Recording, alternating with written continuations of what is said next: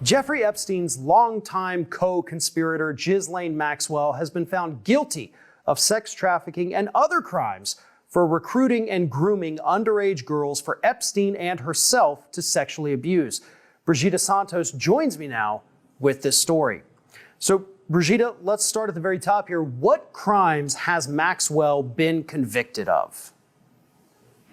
A jury has found Ghislaine Maxwell guilty of conspiring with Jeffrey Epstein for a decade to recruit, groom, and sexually abuse female children.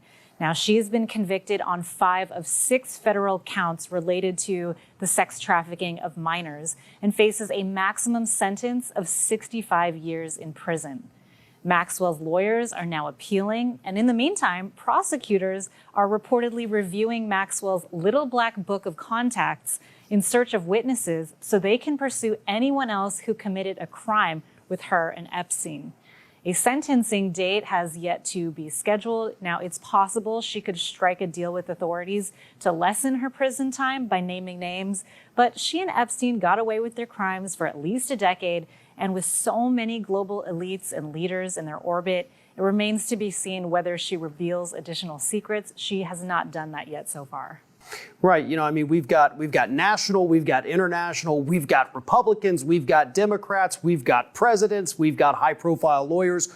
There's all kinds of people that we know are on the flight logs, possibly in the little black book. And of course, one of them, the UK's Prince Andrew, has actually been sued in civil court by one of the Epstein accusers. So why does his legal team say that he can't be sued? Why is Prince Andrew saying, I can't be sued for this? This is the second time he's done this. Now, Prince Andrew's legal team currently says that accuser Virginia Roberts Giuffre can't sue him based on the terms of a 2009 settlement agreement that she made with Jeffrey Epstein. The agreement reportedly contains a clause requiring her to release, acquit, and forever discharge any other person or entity who could have been included as a potential defendant against claims she makes in state or federal lawsuits.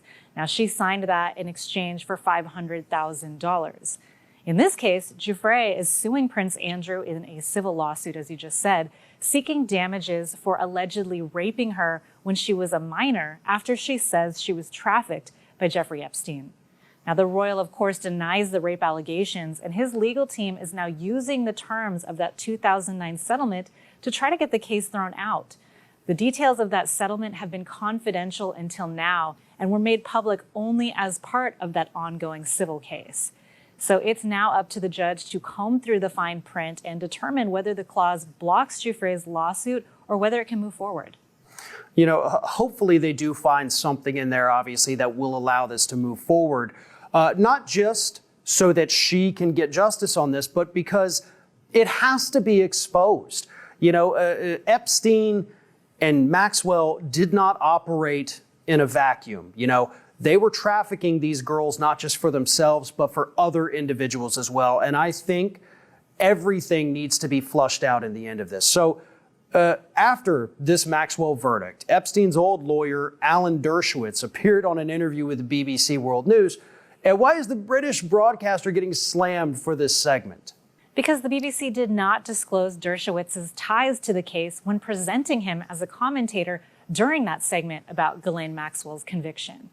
Dershowitz was previously part of Epstein's legal team, and he helped negotiate that 2006 non-prosecution deal on Epstein's behalf.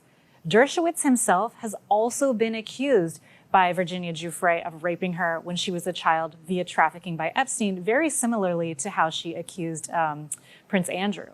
Yet the network omitted all that information and only introduced Dershowitz as a constitutional lawyer. He then used his airtime to commend the prosecution for not calling Giuffre as a witness in Maxwell's trial and attacked his accuser's credibility.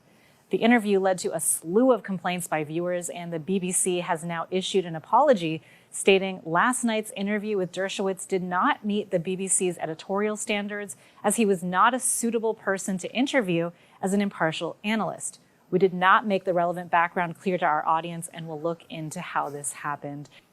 It is funny, if this weren't such a serious issue, just to watch the media trip over itself on issues like this. They knew who Dershowitz was. They knew we knew who Dershowitz was. Exactly. This was absolutely, I don't feel like this was an accident by the network at all. This isn't an oopsie moment. No, they knew what they were doing. They're just upset they got busted for it. But Brigida Santos, thank you so much for talking with me today.